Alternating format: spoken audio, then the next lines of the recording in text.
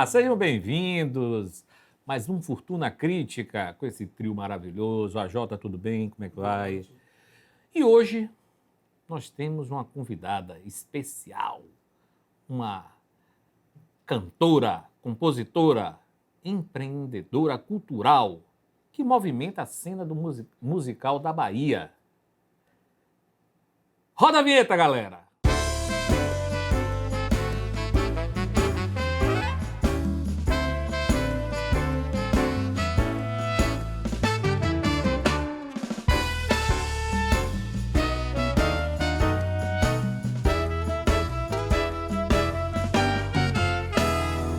Prestes de completar 20 anos de carreira, ela tem um belo trabalho autoral e já foi regravado por nomes como Saulo e Carla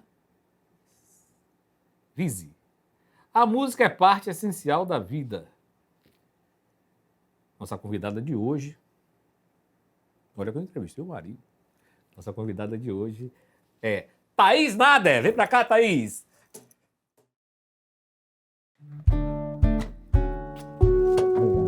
Obrigada a você.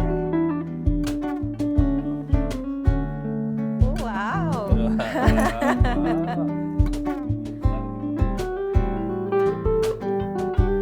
Se pode ser tão bom.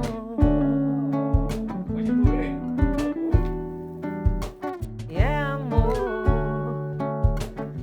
Eu não sei pra onde vou.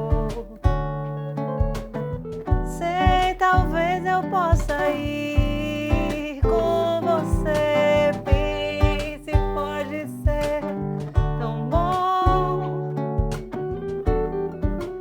Então, vem, relaxe, deixa. Se deixar, eu vou continuar aqui. Vamos lá, galera. Thaís, um prazer, muito obrigado. Obrigada a você. Você, como sempre, viu Calazans, pessoas maravilhosas. E você me acabou aqui agora. Como é que a gente vai fazer a entrevista com uma surpresa dessa? Adorei. Gostou? Que bom, viu? Fortuna na sua casa nova, ambiente novo, segunda temporada. E me conta aí um pouco, como é que tá você? Me conte sua vida aí. Tô melhor agora. Me apresente essas figuras Olha, aqui. aqui esse trio é maravilhoso. Aqui é o Fabrício, o Rafael e o Sandro. Prazer, Thaís. Ali é o AJ, Oi. que vai trazer o seu drink. Tô que é o sabendo. Manhattan. Que ousadia, Por que a gente tá favor. gravando, né? De AJ, tarde. traz esse drink aí maravilhoso. Posso começar? Por favor. Manhattan é o quê? Esse drink tem o quê? Ele é um drink que ele foi batizado em nome, óbvio, Sim. da cidade. Ele é composto por um blend de 18 anos, um tinto separado, junto com um pouco de angostura. Thaís, me fala um pouco aí. Como é que tá você profissionalmente? Tô bem, tô voltando, na Tá verdade, voltando, né? Eu tenho aí uma longa estrada com vários caminhos sinuosos, por responsabilidade minha mesma, não vou botar a culpa em ninguém, é minha maluquice mesmo, minha loucura, vários filhos, 4 filhos. 4 filhos? E aí, Os meninos eu vi a foto de vocês Tem aí, produção? A foto foi apresentada. Olha lá essa turma linda. Pois é. E Recente? aquele do cabelo branco é meu filho, que dá mais trabalho. Qual é o de cabelo branco? Ali, ó, aquele grande de óculos ali. É o Calazans? É o que dá mais trabalho. Eu, na verdade, tenho 5. Ô, Calazans! Para, homem! Mas meu pai mandou capar ele, você sabe disso? Seu pai... Isso, você passou batido da produção, não me Produção, perguntou produção. nada, eu também não disse nada. Caparam o Calazans. Me conta Não aí. faz mais filho nenhum. Não faz, não? Não faz mais Ah, filho não. nenhum. Eu também não faço Meu mais, pai não. mora em Barreiras. E quando eu estava grávida da penúltima, meu pai falou assim, não, a gente tem que capar esse homem, não, manda ele pra cá. E aí, já estava tudo marcado. A pequena estava com 3 meses. E fomos fazer a vasectomia. Só que aí na noite da vasectomia, e aí ele disse que sentiu uma perninha roçando. Eu falei assim, meu amor, não tem risco nenhum, eu acabei de menstruar, tô amamentando e tal. E aí ele, meu amor, você tem certeza? Eu falei, vá com fé. Olha, ô produção, eu quero um programa depois, porque o Calazans esteve aqui e falou sobre um teatro, uma história no teatro aí, o filho do teatro. Depois eu quero um programa com os dois aqui, pra gente fazer Na 3ª temporada a gente E aí seus foi pais assim são que médicos? nasceu o Nuno. E foi ele que fez a vasectomia, seu pai? Não, meu pai é anestesista. Foi? Meu pai Tem- deu, inclusive, o Propofol que deixou o Luciano. Luciano, depois, que negócio bom é esse? Me fala um pouco como você começou a tocar, como é que você... Tocar instrumento, eu não toco até hoje. Não? Eu tento. Componho, né? Componho com o instrumento, mas não me considero como nossos lindos sim, aqui, musicista, não. Inclusive, meu pai brinca assim, a minha filha, você tem que tomar cuidado, porque o violão treme quando você pega nele, porque quando eu estou ao vivo, o violão fica tremendo, assim, eu fico com muita vergonha, eu não consigo. Eu tenho uma estima muito grande pelos músicos e acho que precisa estudar mais, eu não tenho essa disciplina, sabe? Mas olha, a Maria Bethânia, eu vi uma reportagem, perguntaram ela também, né? Maria, você toca? Não sei o que. Ela falou assim, olha, eu comecei a fazer aula, né? Aí, no primeiro show, me deram o violão, eu botei do lado e disse, não, vamos cantar, pronto, acabou. Eu esqueço. Cada qual... Acho que já utilizando a ferramenta para compor, já é uma coisa fantástica, né? Porque aí você já usa para... Isso aí vamos dizer assim, já é importante, né? Sim, e até porque, às vezes, tem uma coisa já tocando na sua cabeça. Exatamente. Aí você quer tirar aquele som para fazer aquela coisa. E um parceiro, às vezes, não sabe, vai para outro caminho, aí já muda, né? Eu vou tentar aqui tirar, esses meninos tirar um som aqui da nossa cabeça, eles vão estar doidos. Me conta uma coisa, você foi morar em São Paulo? Fui morar em São Paulo. E foi dirigida pela Clarice? Abujanra, foi. Me conta um pouquinho dessa história. Clarice é bem amiga de minha mãe. Sim. E veio fazer uma participação no festival, que eu também estava no Festival de Artistas de Rua, em 2003, se não me engano. E aí ela assistiu o meu show, ela já me conhecia de criança mesmo, assistiu o meu show lá no festival e eu coloquei algumas músicas minhas. Ela falou, Thaisinha, você tem que fazer esse trabalho das suas músicas. Eu falei, aqui em Salvador não existe fazer trabalho autoral. Em 2003 era bem mais difícil do que é hoje. E hoje ainda é difícil. Se não for o Axé Music, né? Se não for uma música trabalhada, é difícil. Conto com vocês para mudar, né? Mas tudo bem. Eu já tô velhinha, né? Tem que vir uma nova geração aí para mudar mesmo as coisas. Você tá velho o quê, rapaz? Tá novinha. E aí ela falou, você tem que ir para São Paulo. São Paulo é o lugar. Aí eu fiz um demozinho e morei na casa dela um tempo. Sim. E depois fui procurar meu espaço e ela ficou me dirigindo. E aí a gente fez vários shows por lá. Foi ótimo. E aí eu voltei para gravar meu primeiro disco, que foi uma novela à parte. Que quando eu falo assim que a responsabilidade é minha, né? Eu, em vez de gravar um disco lá, porque lá em São Paulo, além de estar produzindo esse show, eu fui para um instituto chamado Souza Lima, de música, porque eu queria estudar harmonia, essas coisas. Sim. Sempre pensando na composição, como falei, né? Nunca pensando em ser musicista, mas de me aperfeiçoar, entender melhor, entender o que os músicos falam, que às vezes falam as coisas que a gente não entende, não sabe dizer, não quero isso, quero aquilo. E aí, no Souza Lima, eu montei uma banda porque, veja só, quando eu falo muito, né? Quando eu fui... Jota, traga esse drink aí, que eu acho que... Quando eu fui para São Paulo...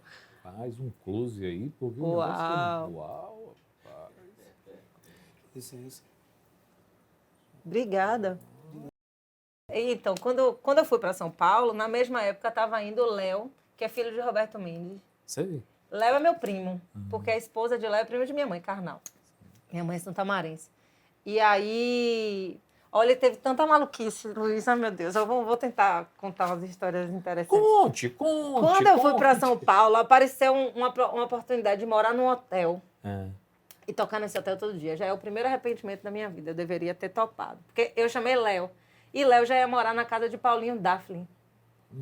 É um violonista muito... Violonista. Que toca com Maria Bethânia, inclusive. E aí, Léo falou, eu não vou querer morar aqui, não. Eu vou preferir morar com o Paulinho mesmo.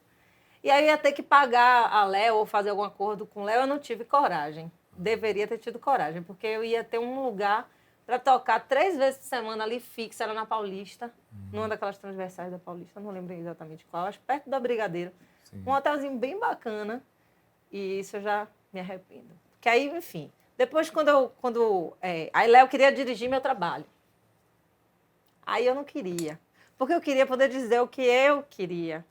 E não sabia dizer o que eu queria. Eu falei, não, então eu vou para o conservatório que eu vou aprender a dizer o que eu quero. Porque minhas músicas já estão aqui na minha cabeça, assim, os arranjos das coisas e tal. E acabei montando uma banda de estudantes junto comigo. Foi ótimo, realmente a gente chegou na linguagem que eu queria. Aí fiz um show de lançamento desse trabalho e voltei para gravar o disco. Com a banda toda. Que eu trouxe para vir. Você veio para a Bahia? Eu combinei com o Bocha que ele iria gravar em 3 dias, 4 dias, acho. A banda toda, a gente ia gravar todo mundo tocando junto e depois a gente editava o trabalho. Eu não tinha experiência nenhuma. Foi da minha... Ele falou, vamos fazer? Eu falei, vamos. Só para entender, foi a gravação do Apaixonante, não? Foi a gravação do Apaixonante, que só saiu. Isso foi em 2004. Produção, cadê a capa? Isso foi em 2004. Uau. O disco só ficou pronto em 2007. O disco só foi lançado em 2007. Por quê? Primeiro que o pessoal veio, na hora de vir, as passagens prontas, compradas, tudo certo, no aeroporto, a VASP faliu. A Varig faliu. Quem faliu primeiro? VASP. A VASP faliu. Tivemos que comprar passagem em cima da hora, tudo para a Varig. Já foi assim, um golpe no meu coração. Porque quando eu fui morar em São Paulo, eu sou veterinária formada. Meu tio tinha me dado cavalo lá no Aras, que eu trabalhava, fazia coisas lá. Meu tio, não sei se você conhece Amaralzinho, do Aras Iguape. É muito amigo de Sandro. E aí ele vendeu o cavalo, falou, eu vou te dar uma força, venda o cavalo, vá. Eu tinha carro, vendi, tinha um apartamento, vendi. Então eu fui apostando tudo para São Paulo. Mas eu pagava essa conta, né? E aí as decisões eram minhas. Já entrei no prejuízo no Apaixonante já de cara com as passagens aéreas. Aí depois... Olha a VASP aí. Viu? Quando a gente foi gravar, Bocha gravou todo mundo, depois que eles foram embora, falou assim, ele é argentino, uma bosta. Essa galera nunca gravou nada, porque eles eram estudantes, Gil. Vai ter que regravar um bocado de coisa. Aí começou minha novela. Tinha que regravar vários instrumentos com outros músicos. Eu não conhecia ninguém. Paguei todo mundo, esses novos músicos. E ainda era nas brechas da agenda de Bocha. Que beleza, hein? Foi uma maravilha. Então, provavelmente. O Apaixonante foi frustrante. O fluxo financeiro foi lá para cima. Foi um disco assim que eu sofri muito. Quando eu fui gravar as vozes, já era acho que em 2005. Todas as letras eram suas? Todas as músicas minhas, mas assim... Se era uma coisa visceral, quando eu fui gravar já era um sofrimento. Sabe? Eu já não me identificava mais com aquela menina que compôs, nem com aquela menina que queria gravar aquelas músicas. Eu já tinha feito milhares de outras músicas. Então, é um disco que muita gente me fala que as músicas são muito boas, sim. Mas eu não gosto de minhas vozes, eu não gosto de escutar o disco.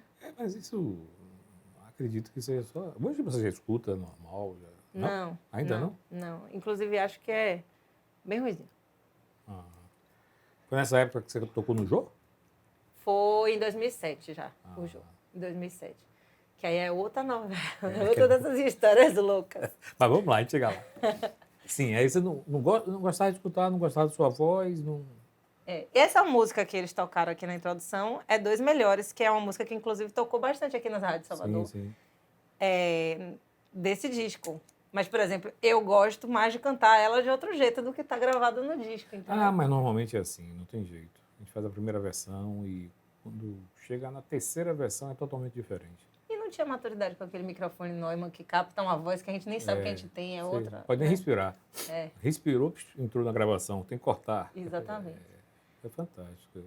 Sim, aí me fala, você foi no Jô, aí apresentou o seu projeto lá e tal. Eu fiz um momento musical do programa do Jô. Eu lembro que tinha. Que foi assim, quando eu fui lançar o disco Apaixonante em 2007,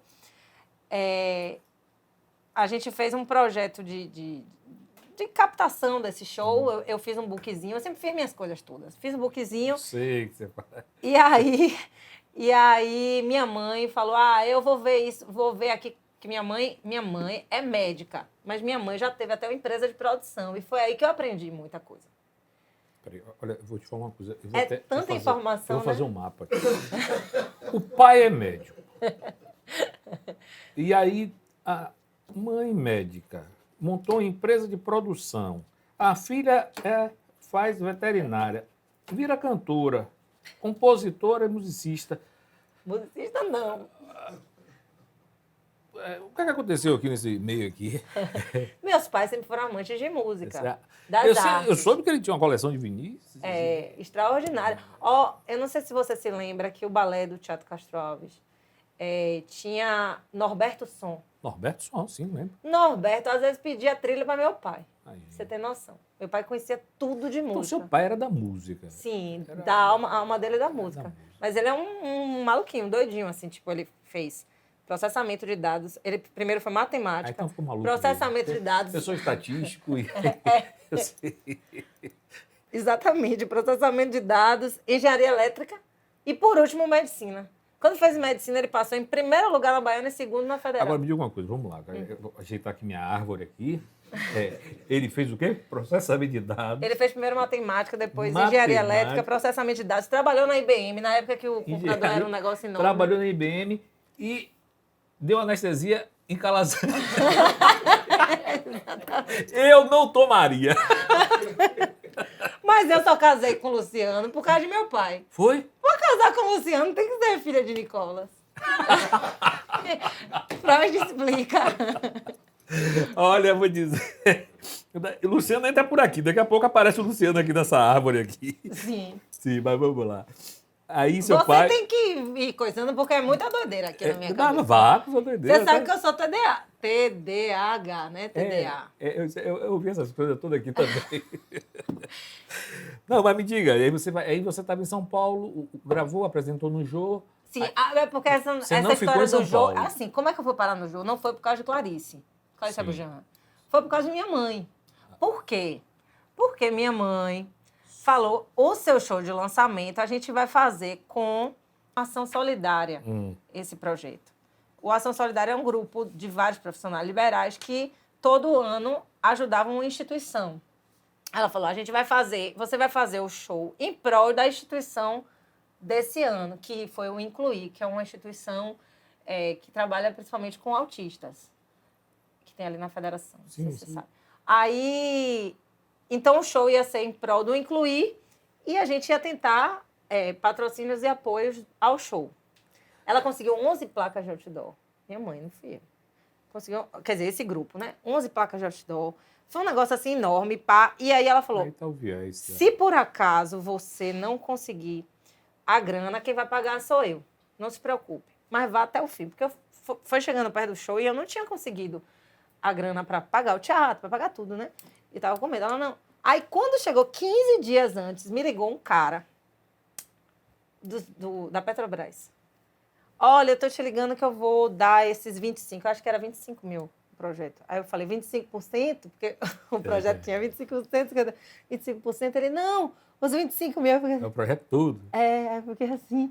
Aí fiquei toda feliz e tal, e aí minha mãe falou, pronto, agora que você conseguiu, o dinheiro que eu ia te dar, veja com a assessoria de imprensa, porque no projeto previa a assessoria de imprensa, foi até a Via Press, para trazer alguém de uma revista de fora, para dar uma força nesse primeiro momento seu. Só que estava muito em cima. Eles falaram, a gente não vai conseguir trazer ninguém, Thaís, tá? Faltam 10 dias pro show. E aí minha mãe falou, chame aquele cara da Rádio Cultura M, que quando você morava em São Paulo, te deu um espaço. E aí eu vou falar a verdade. O Solano. Rádio Cultura M, minha mãe. Tipo, você vai gastar seu dinheiro, gastar hotel, para botar um... Olha o preconceito. Da Rádio Cultura M, sei lá, não tem necessidade. Ela, não, pode ir. Quer dizer, o instinto materno, né? Que ela falou para trazer, ela também não sabia quem era. Quando terminou o show, ela botou ele hospedado naquele Catarina Paraguaçu, tal, pensou assim, é um cara da rádio, São Paulo, vamos fazer uma coisa legal. Quando Quando chegou aquele senhorzinho de 70 e poucos anos com a Imagina, hein? esposa, minha filha, gostei muito do show. Deixa eu te dar meu livro, o livro dele, Prepare o Seu Coração. É um livro que ele conta a história dos festivais que lançaram Elis Regina, não sei o quê, que Sim, eram idealizados sim. por ele na TV Tupi. Que é nada mais, nada menos do que Solano Ribeiro. Solano Ribeiro. Depois, no dia seguinte, fomos almoçar com ele, tudo. Eu já era casada com o Gabriel. E aí, quando ele voltou para São Paulo, ele falou: ó, mande o seu disco para um amigo meu, anote aí, Willlen, eu me lembro como hoje, Willem, que é o diretor E sei, sim. do programa do Jô. E aí, quando chegou assim, tipo 1 mês, 2 meses depois, eu recebi a ligação da produção. Mas você foi pro Jô mesmo, Eu né? fui pro Jô Produção, mesmo. ela foi pro Jô?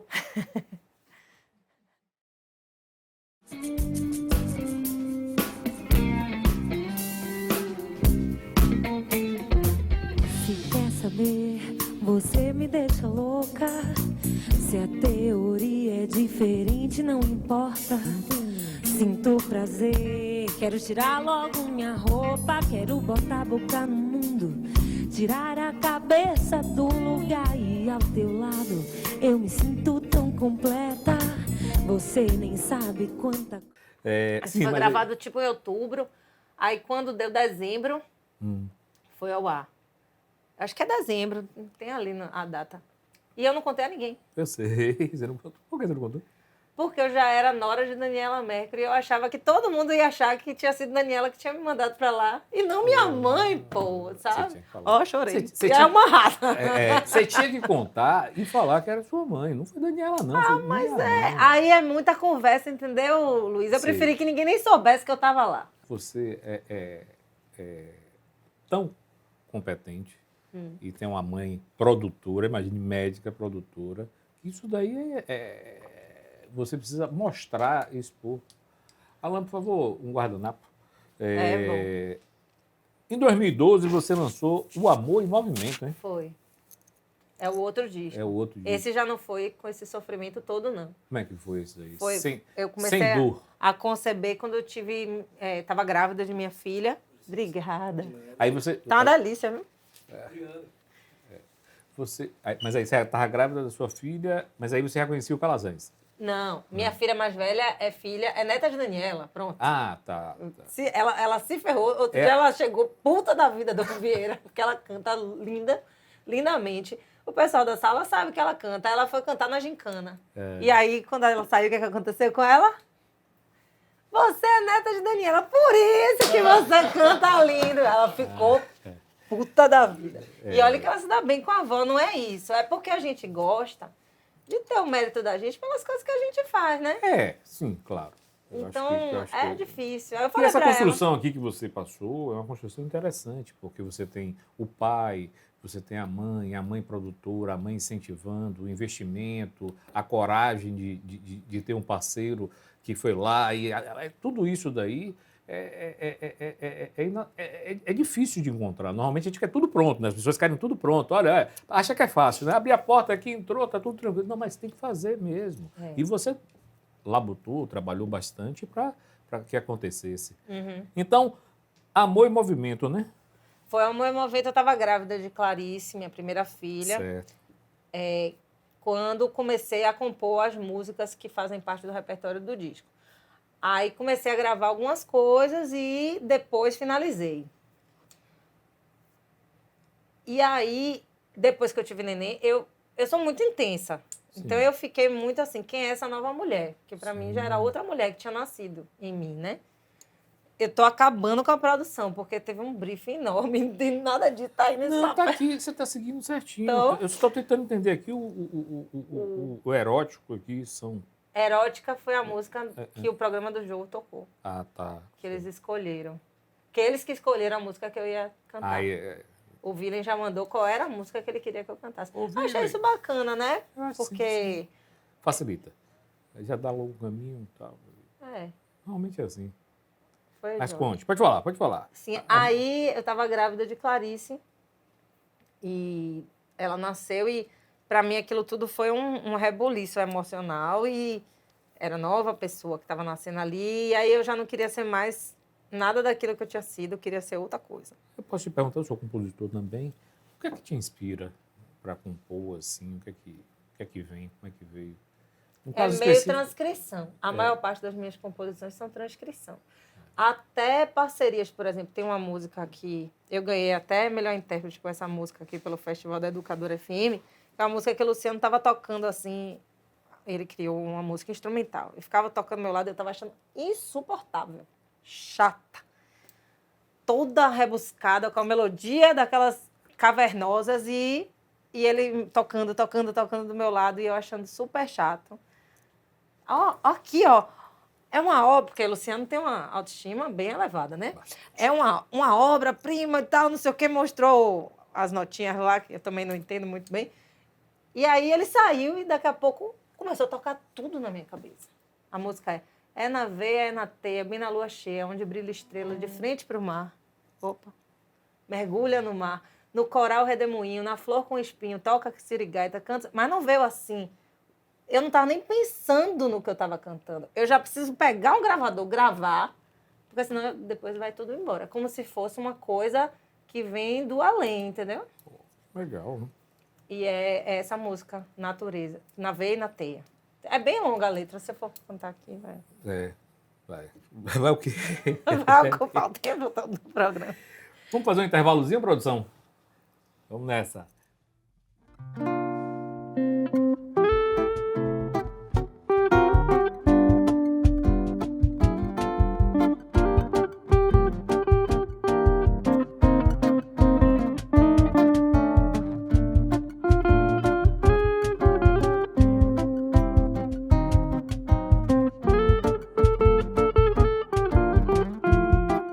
O Fortuna Crítica continua, mas antes, curta o vídeo, se inscreva no canal e compartilhe o nosso conteúdo.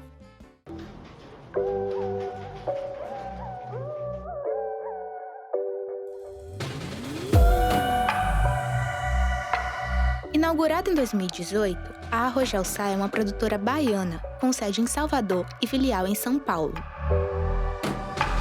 A Arroz tem um olhar único para a produção musical, audiovisual e de conteúdo digital. Antenada com as principais tendências, realiza projetos que vão de álbuns, shows, podcasts, clipes musicais, vídeos, até o gerenciamento de carreira artística e outros. Sofisticação, criatividade e cuidado são as marcas da Arrojal Sá, entregando produtos e serviços com qualidade ímpar. Saiba mais sobre a produtora nas mídias sociais.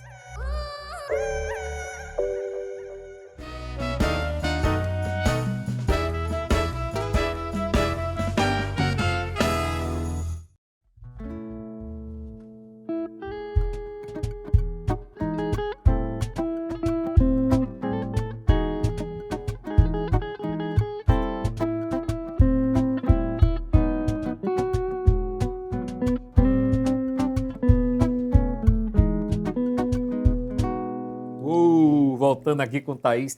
Thaís, mas me conte uma coisa. Os artistas hoje, o que eu percebo, né? Muitos com essas mudanças todas, precisam gerir sua carreira, tá? Eu queria a sua opinião, já que você é uma gestora, você tem um trabalho forte de produção, de gestão.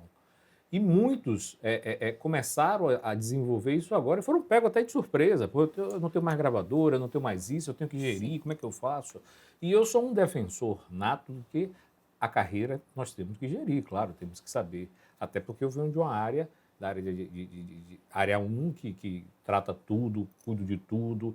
Eu tenho no meu Instagram, eu estou colocando uns videozinhos falando, né, olha a importância de Big Data, olha a importância de algumas ferramentas que, às vezes, um músico, diletantismo, aquelas coisas tudo, esquece. E na carreira isso é fundamental. Sim. Eu queria ouvir sua opinião, porque você tem uma experiência grande aí. Eu acho que aos 20 anos atrás, quando eu comecei, tinha esse romantismo todo, né? Tipo, eu sou só músico, eu só faço isso, não sei fazer mais nada, como se o músico precisasse, ou o artista precisasse de uma estrutura, que é bacana. Olha, eu já fiz show, como eu estava fazendo na sala de arte semana passada, que era só eu, os músicos, não tinha produção, não tinha nada, e já fiz show com tudo. É óbvio que com tudo é muito mais confortável. Sim. Mas essa justificativa de que para isso você não precisa, como a gente fala aqui na Bahia, se inteirar de nada, é muito cômoda e muito pouco empreendedora. Eu acho que o mundo de hoje, independente da música, é um mundo que exige da pessoa um pouco de autogestão. Exatamente. Então, assim, independente da sua área, você vai ter que saber que você não pode Você ser tem uma que pessoa orbitar, no trabalho e outra na internet. E vou até te dizer, minha culpa, eu tenho essa dificuldade com a parte de Instagram, como se posicionar, quem é a pessoa, quem é o produto, eu ainda me bato muito. Mas eu acho que a gente está sendo forçado pela modernidade a ser mais plural. Então, as pessoas não trabalham só na hora do trabalho, elas chegam em casa pensando no trabalho. Tudo mudou. Tudo mudou. Então, eu acho que os artistas meio que são forçados a acordar de qualquer maneira para essa realidade. E qual é o hoje. conselho que você daria? Conselho? Para esses artistas acordarem, né? Porque a gente está vendo aí carreira. Você sabe que uma vez eu estava com um amigo nosso e o cara falou, rapaz, eu não sei onde é que está a minha obra, não sei onde é que está nada, não sei onde é que... Eu vou ter que resgatar toda essa memória. Eu falei, mas logo agora, amigo, você já deveria estar usufruindo, você agora está pensando em resgatar. Isso é uma loucura, né? Recentemente eu fui fazer uma contratação na prefeitura, aí eu já não estou nem falando de artista, de empresária mesmo, de gestora. Sim.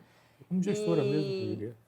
E eu fiz todo um projeto para um artista, achando que eu ia conseguir um determinado cachê para ele, só que a prefeitura ela exige que você tenha 3 notas fiscais de um valor equivalente àquele valor que eu tinha conseguido para ele. E ele não tinha nota fiscal daquele valor. Ele não tinha nenhuma do valor que eu consegui, que era 4 vezes o valor que ele tinha nota fiscal. E é um artista ótimo, muito talentoso, mas assim, a desorganização, né? Então, a gestão mesmo, né? Gestão da sua carreira, de você cuidar das informações, ter cuidado, porque tudo isso aí depois vem os projetos, vem as necessidades e você não tem nada. Mas você não acha, no fundo, que sempre foi assim, não? Por exemplo... Não, mas eu acho que sim. Que Caetano e Gil se articularam graças a grandes gestoras com quem eles se casaram. Não, mas eles foram necessários. Foi necessário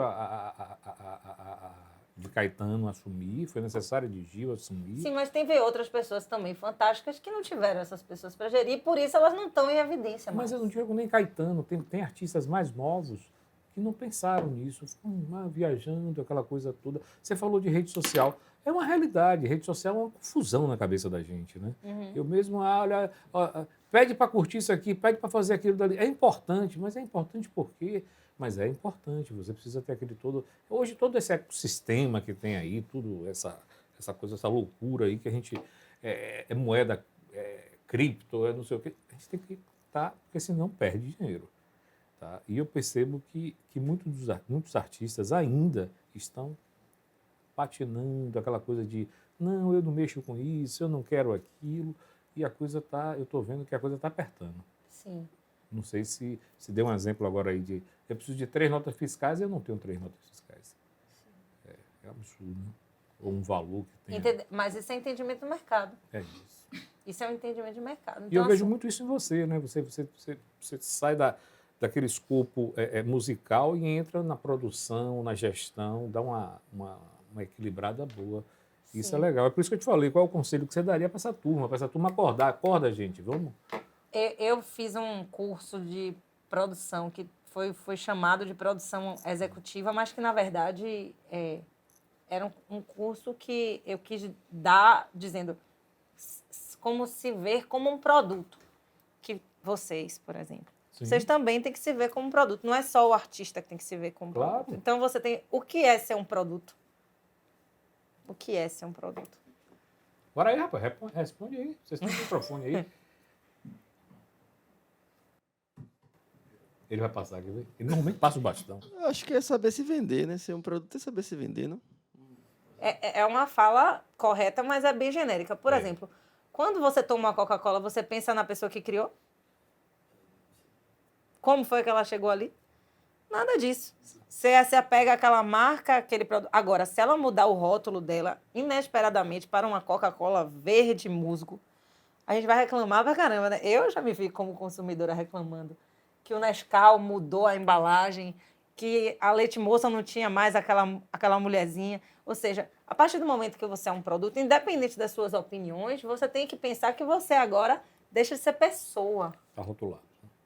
Então, se você deixa de ser pessoa, quais são as expectativas que há em cima disso? E aí vem uma série de coisas que você tem que organizar. Do curso. Você que deu esse curso? Eu dei esse curso lá para a orquestra, que a gente faz um trabalho, a orquestra do Cisal.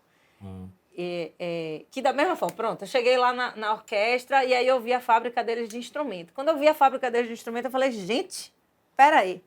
Aí eu falei, eu vou fazer alguma coisa para ajudar vocês. E aí fui aqui no Sesc, que eu tenho uma relação bacana, e montei uma exposição dos instrumentos de sisal, mas mostrando a história, indo desde do que é o semiárido, o mapa, a gente fez tudo junto, eu provoquei eles para fazerem também. Então, uma exposição mesmo, o mapa, a planta do sisal, qual é a história da região.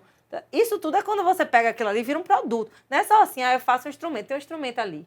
Não. Aquela pessoa ela começa a se encantar, porque aquilo ali agrega valor. Mas quando você fala no instrumento, é algo palpável, você pega, tem um final. Mas quando você fala de serviço, isso já é uma coisa... Mas eles têm um grupo chamado Som do Sisal. É isso. Esse grupo é tudo isso, ele carrega tudo isso dentro da... É o rótulo deles, é a cor deles. Entende? É o conceito. E você tem que ter um conceito e você tem que ter um compromisso com esse conceito. Aí vai uma série de coisas que não é só a cor, a embalagem. É a administração, é a gestão, é saber que você tem que ter uma nota fiscal. Por que você tem que ter uma nota fiscal? Que você tem que ser registrado no ECAD. Sim. Como é que você se registra no ECAD? Tudo isso, todos os músicos têm que saber que vocês estão fazendo um programa aqui, que se tiver uma música que vocês tocam a música com a gravação original, que vocês têm direito. Esse programa do Ju, eu ganhei uma grana de execução. Mas se eu não tivesse registrado minha música, eu não ia ganhar R$1. Nada. Mas se você toca na Globo lá num determinado momento, você ganha um valor pela sua música. Então, toda essa consciência faz parte de você se ver como produto, você entender essa... Então, vocês, músicos, prestem atenção. Tem que gerir a carreira. Hoje tem que estar pensando nos detalhes, em tudo. Toda hora eu repito isso com a banda, falo e comento e percebo que tem pessoas ainda que estão vivendo lá atrás e lá atrás não dá, porque senão vai morrer. Me fala uma coisa, com a sua experiência, o que você acha do single? Porque hoje tudo, lança um single primeiro, depois lança um single... Eu acho que não tem nada de moderno, porque na época de Carmen Miranda era single. Que era o disco só tinha 2 singles, um do lado do outro. Quer dizer... Não... Era a velocidade que se trabalhava a música, por isso que era single. Entende? Não, eu entendo, mas o conceito hoje não é aquele conceito de Carmen Miranda, com certeza não. Era porque era música de rádio. Então eles lançavam um a um. Quando veio o compilado, no fundo as gravadoras continuaram lançando singles, repare. Michael Jackson. Michael Jackson quando lançava. Michael Jackson quando lançou aquele disco, meu Deus, esqueci o nome, tá aqui a cara do disco. O disco que tem Beat It, né? Acho que é Thriller. Não, me ajuda aí, produção. Essa parte eu sou péssima, mas assim, quando você vai ler a biografia, tem lá. A gravadora, ela lança o disco, mas ela lança nas rádios as músicas uma a uma. Ela não lança tudo. Tem, no máximo, um programa especial falando do disco, que mesmo assim não toca tudo. E eles fazem um negócio chamado trabalhar as canções. Então, no fundo, eram os singles. Que hoje você tem a opção, quando você lança na plataforma, sim, de lançar como single e depois compilar e virar um álbum. Você tem essa opção. É como eles faziam antes também. Mas o que eu quero dizer é a importância que era dada antes não é a mesma importância que é dada agora. O single era um produto que saía, talvez saísse, mas o LP saía logo. Porque o LP tinha que ir para a loja e tinha que vender. Tá? Hoje o single virou quase que uma obrigação. Ó, eu tenho que ter um single para daí ter... Mas agora, a depender do artista ou do estilo musical, você lançar um single atrapalha, inclusive, o trabalho, né? Porque você tem toda uma construção do trabalho ali. Eu já vi artistas, isso eu perguntei ao maestro Cristóvão, Cristóvão, e o single? Ele disse, rapaz, isso depende do artista. O artista quiser lançar, ele lança logo tudo, porque é melhor que ele lance logo tudo. É a historinha, né? É. Quando você tem um produto que antigamente a gente pegava um disco, ele tinha um encarte, Era que aquele tinha uma negócio historinha, interessante, né? o disco, tinha gente até que fazia as faixas que eram ligadas, que não tinha intervalo entre uma e outra. Lembra disso? Que uma música meio que engrenava com a outra, uma música engrenava com a outra. Tem alguns discos que tinham esse conceito. Então, ali tem toda uma historinha. Primeiro que ninguém quer mais historinha de nada. Não tem nem livraria para você comprar livro, de tanto que ninguém quer historinha. Assim, eu digo a maioria. O mercado hoje vende uma coisa instantânea. Então, já tem isso. Por exemplo, eu fiz na pandemia uma ideia de que eu ia lançar um single por mês. Depois eu desisti. Porque quando eu estava ainda engrenando num single, eu tinha que lançar outro single que falava outra coisa. Exatamente, é isso. O tempo muda, né, também, né, as cabeças, o momento. E aí eu não consigo entender essa lógica de hoje. Integradoras, gravadoras que ficam single. Eu vejo isso no mundo pop, né? Que só muda muda para lá, muda para cá. Mas quando você fala uma obra, uma música trabalhada, uma canção, você pega um single, depois de um tempo você escutar o outro single, depois você escutar o outro, você já está cansado. Peraí, qual era a origem?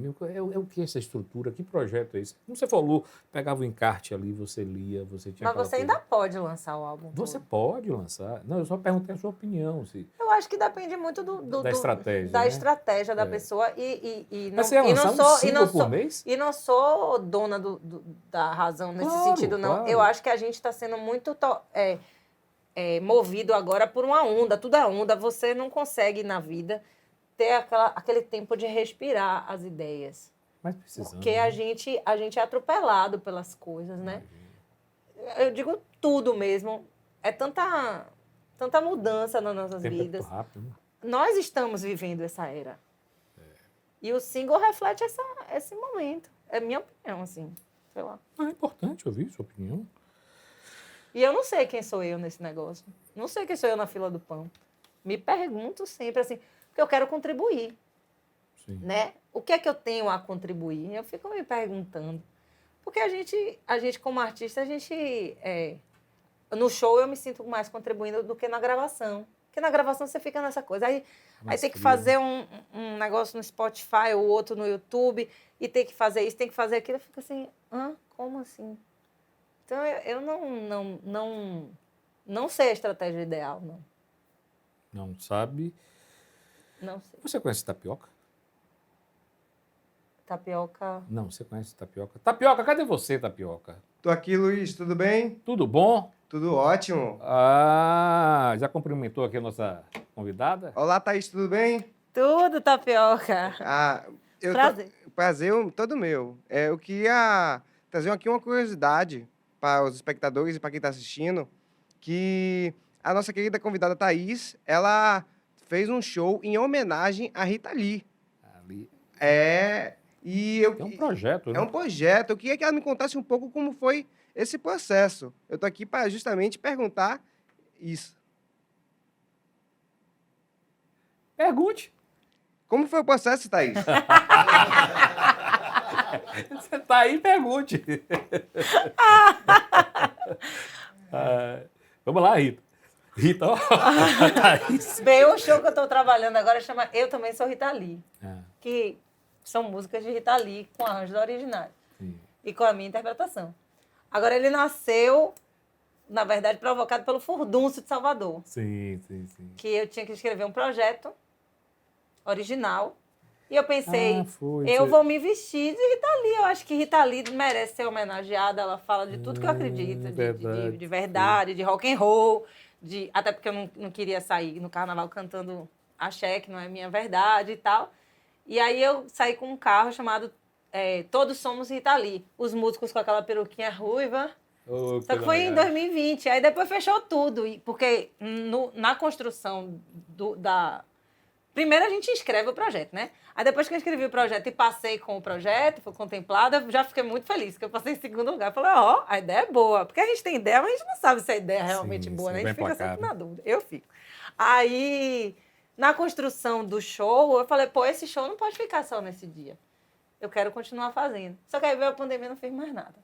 A pandemia foi. E aí agora eu voltei. Pronto, Tapioca, é isso. O Furdunço é aquele que mudou de nome, né? Mudei de nome? Não, o Furdunço é um desfile que a Prefeitura de Salvador criou um desfile que é um desfile de carros menores, sem ser trios enormes, num dia na véspera do Carnaval. E aí tem um edital e as pessoas mandam seus projetos de propostas assim originais, resgatando uma coisa de um carnaval mais original, não uma coisa massificada que todo mundo toca a mesma coisa. Acho que o Luciano falou Mudei de nome, é porque eu mudei de nome às vezes desfila. Ô, Tapis, apareça aí, Tapis. Tô aqui. Ele tá aí. Qual é a música de Rita que você mais gosta? Eu posso dizer que seria um flagra se eu contasse. Provavelmente deve ser flagra. Temos aí? Ensaiamos? Tá. Os caras são fracos. Tapioca. No escurinho do cinema. Olha. Chupando drops de anis. Longe de qualquer problema. Vai estar lá no... Perto de um final feliz. Se a Débora quer que o Gregory Peck...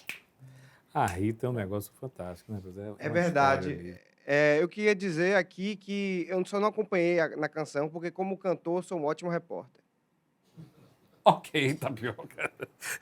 Obrigado, Tapioca. Muito obrigado, Thaís. Obrigada a você. Luiz. Então você tá voltando com esse show, né? Tô voltando com esse show. Que legal. Eu também sou Rita Lee. E o projeto Macho Fêmea? Baixo e Fêmea. Também vamos fazer. Ô, produção, fala certo aí o negócio. É Baixo e Fêmea. Baixo e Fêmea. Esse projeto Cheguei no momento da cereja. Não tô querendo mais, não. Por favor. Não. Prepare outro Não. Tem água. Aqui é água, né? É. Sim. Tá ótimo. Baixo e Fêmea. Baixo e Fêmea. Repare, meu negócio sempre foi mais pop, assim, pop rock. Sim. E aí meu marido Tá aqui. me desafiou. Onde é que tá o Calazans? Luciano. Aqui. Quando eu conheci ele, você canta essas coisas com as harmonias mais simples e tal, quero ver você cantar MPB de raiz. E aí a gente... Não foi assim. Primeiro tinha meu show, que era aniversário do Sesc, no Teatro Sesc Casa do Comércio. Logo quando ele me conheceu. Tava já na boca do show. E aí ele falou, eu vou participar do seu show. Eu falei, peraí, show de 10 anos de carreira. É você que vai participar do meu show. Tanta gente na minha vida, eu conheço você há 1 mês. Ele, não, é justamente por isso. Quem vai participar sou eu. A Luciana é incrível. Inclusive, eu falei assim, você se acha, né? Ele falou, não, eu me tenho certeza. Entendeu? Vou botar aqui na seção reclamação. Não é reclamação, não. É real. E aí, ele é um ser humano de autoestima elevada. É extremamente elevada. É, extremamente elevada. Mas ele pode, ele faz jus. Ele é danadinho. E aí a gente fez um número... Né? A gente fez um número... Não, 1 mês que a gente se conhecia. A gente tinha isso. se dado beijo, sei lá, tinha 2 dias. Aí ele foi participar do meu show, a gente fez um número só baixo e voz. E aí, no final do show, todo mundo falou, poxa, que coisa maravilhosa.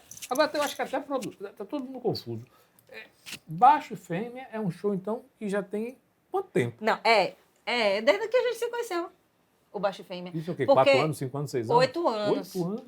Porque a gente se conheceu em agosto, se beijou e foi morar junto tudo em setembro. Agosto.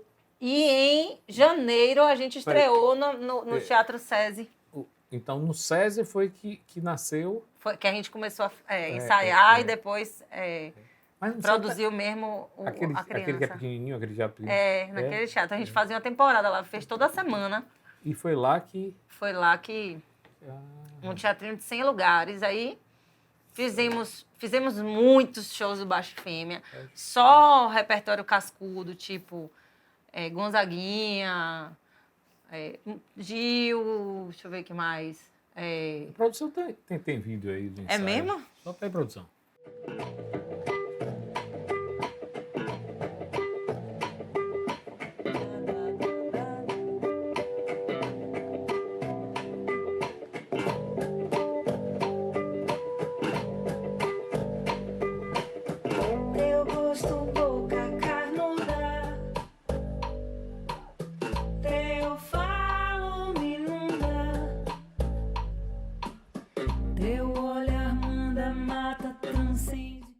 Essa é a música com a harmonia mais simples, porque foi justamente a música que eu fiz. Eu não sou uma pessoa de cabeção, de saber tocar Mas que legal. essas coisas todas. Quem são suas principais referências musicais? Acho que Rita Lee. Rita Lee é a Rita principal? Lee. Só? Não, na influência musical, assim, do que eu sinto da música é rock progressivo, é Yes, Pink Floyd. Eu acho que tem muito dentro de mim. Sim. Fora, não sei. Acho que fora já tem mais Rita Lee, Marisa Monte, Elis Regina. Apesar que tem um estilo da Marisa, assim, aquela coisa... É bem legal. Sabe que eu a conheci recentemente no show aqui em Salvador? Foi uma história muito doida que a gente acabou parando de frente para ela. Ninguém conseguiu falar com ela, só a gente. Depois ele conta. Então conte agora, né? Não, é muito longa. Muito obrigada. Obrigada a vocês. Foi ótimo Adorei. estar aqui com você. Esse foi o Fortuna Crítica de hoje. Se você gostou, curta, compartilhe e até semana que vem. Um grande beijo!